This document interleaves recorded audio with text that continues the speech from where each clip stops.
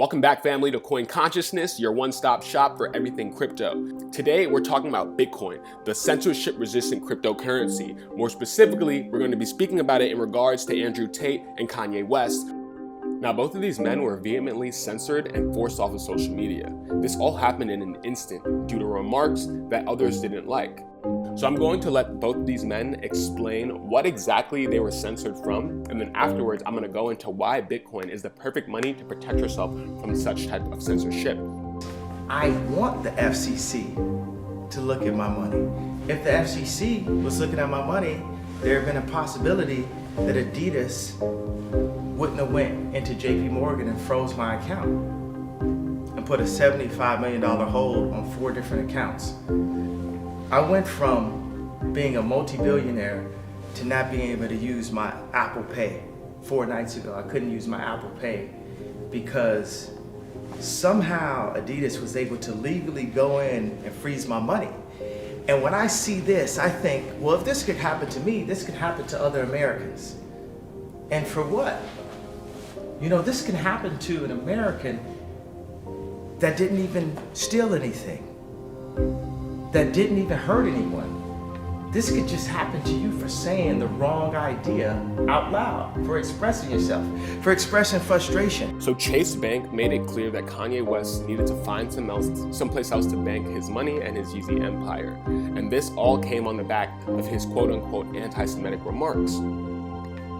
This is definitely a historic decision because I don't think any American has ever been kicked out of their bank for saying something that others didn't agree with or found offensive. But his expulsion has proceeded and nothing's being done about it. Now, I'm not here to advocate for Kanye West as much as I'm here to advocate for money and control of your money. And we're gonna go into how you can do that. But first, we're gonna jump into Andrew Tate and let him describe what happened to him when he was censored. So we're waiting for the YouTube strike to expire.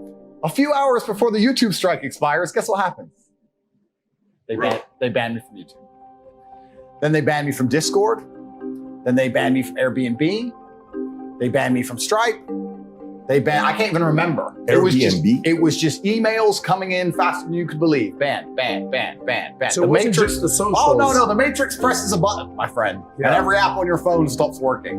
Uber. You name it. Uber. Stop. You name it. Wait, you can't use Uber? Well, I can use Uber. You just start a new account, right? But Yeah. oh, sorry, Uber. Catch me. But Your main account on Uber was taken. they take everything from you. Everything. Coordinated effort all at once. Coordinated effort all at once. Every single one of them just goes no. Delete, and they come at you and they come at you with everything. And Banking, Stripe. banks, Payment processing. oh, and banks. UK-based banks as well. High Street banks. I can name. Santander, HSBC, Barclays, etc. all at the same time. Massive banks. Oh no, sorry, to change. We've decided because blah blah, some bullshit, some letter, close your accounts. So they take all your banking, they take your payment processing, they take all your social media presence, they take your Discord, they take your Skype, they take all your accounts, your ability to communicate with people, and then they lie about you. Now, I don't know about you, but that was a bit surprising to me. Taking away his Airbnb, his Uber, that seems like it crosses the line. Like, how do you even have jurisdiction for that, you know? But we're gonna focus on the banks. Andrew Tate said HSBC, Santander, those are the main culprits in his situation.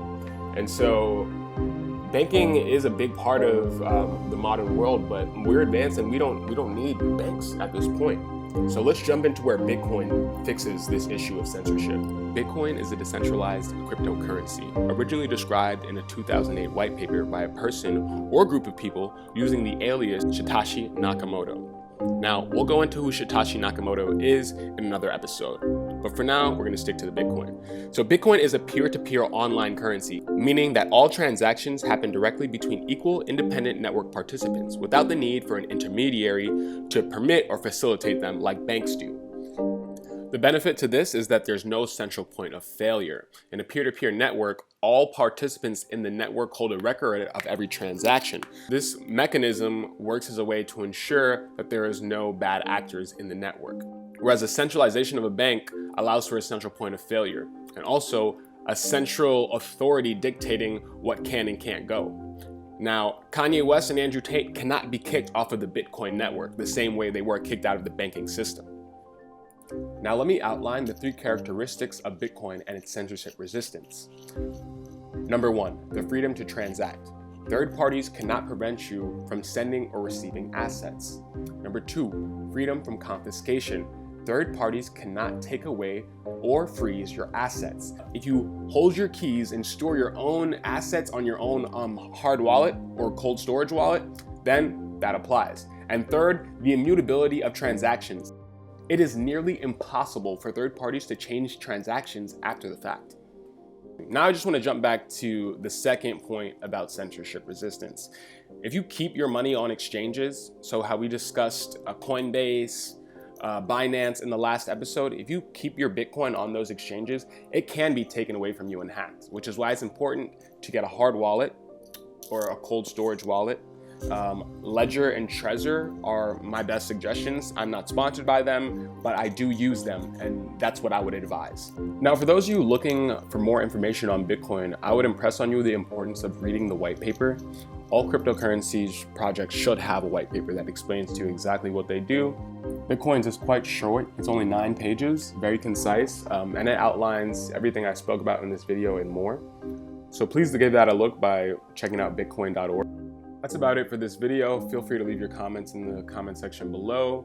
Please like, subscribe, and let me know which other cryptocurrencies you'd like for us to go over. There are plenty other cryptocurrencies that are privacy tokens that can help you to keep your identity anonymous and remain in control of your money. So with that said, that's it for today's episode. Thank you guys again, and I'll see you in episode 5 tomorrow.